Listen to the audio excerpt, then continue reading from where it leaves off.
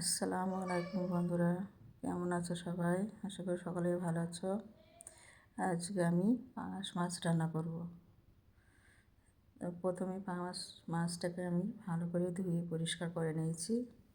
এখন আমি নুন হলুদ একটু ঝাল গুঁড়ো দিয়ে ভালো করে মেখে নেব। ভালো করে মশলাটা মিখিয়ে নেব।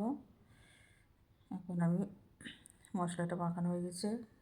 কড়াইতে সরিষার তেল ঢেলে দেবো। তেলটা গরম হতেই মাছগুলো আমি ছেড়ে দেবো। তেলটা গরম হয়ে গেছে, মাছগুলো আমি একে একে দিয়ে দেবো কড়াইতে।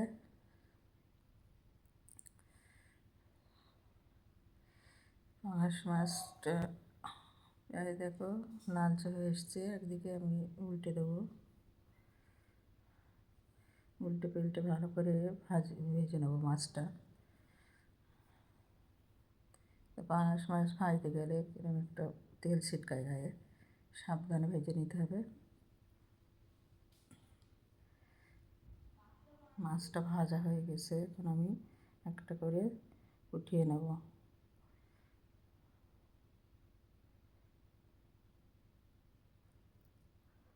খুব সাবধানে উঠাইতে হবে মাছগুলো, এবার তেল ছিটকায় গায়ে।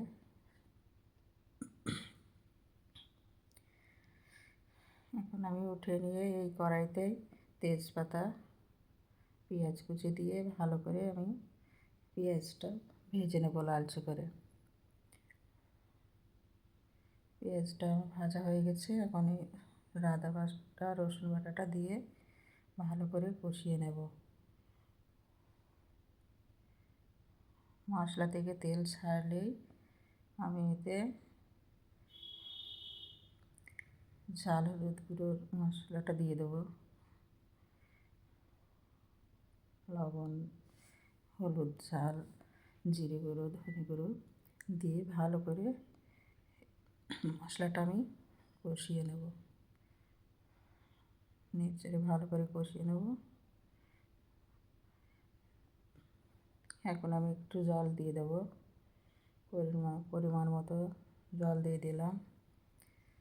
ভালো করে একটু নেড়ে চেড়ে জলটা ফুটে উঠলেই আমি মাছটা ঢেলে দেবো। ফুটে গেছে জলটা, এখন আমি মাছটা ফুটন্ত ঝোলে ঢেলে দেবো।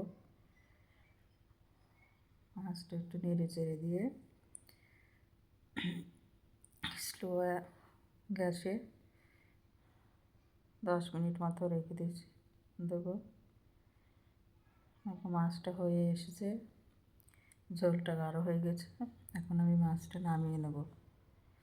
তা মাছ রান্নাটা দেখো কত সুন্দর হয়েছে।